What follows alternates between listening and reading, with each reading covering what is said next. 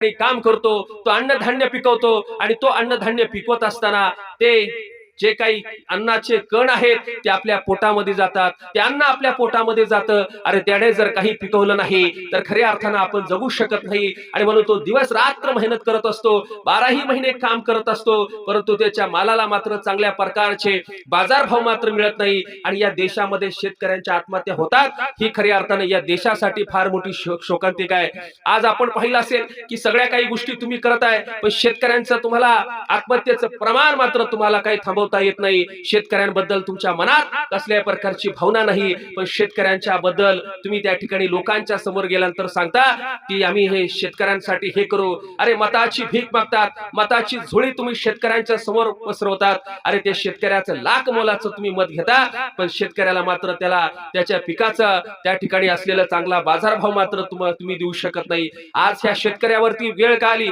कर्ज माफी मागायची त्याच्यावरती वेळ का आली. अरे ते कर्ज माफीसाठी तो त्याची मागणीच नाही, त्याला जो आहे त्याचा हक्क देणं गरजेचं आहे.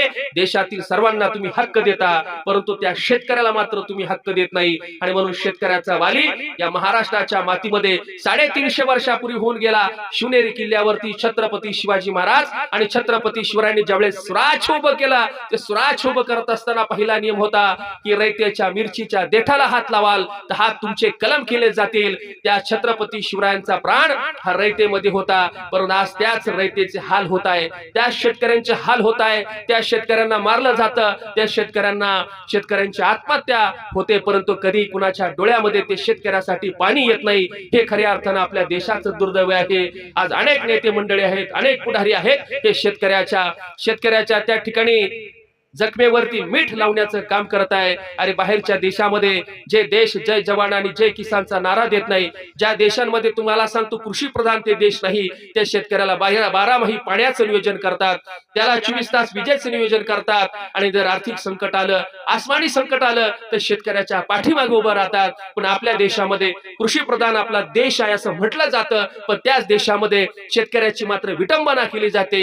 ही खऱ्या अर्थानं फार मोठी शोकांतिका आहे. आणि म्हणून येणाऱ्या पुढच्या कालखंडामध्ये आपण सर्वांनी शेतकऱ्यांचा विचार करणं गरजेचं आहे.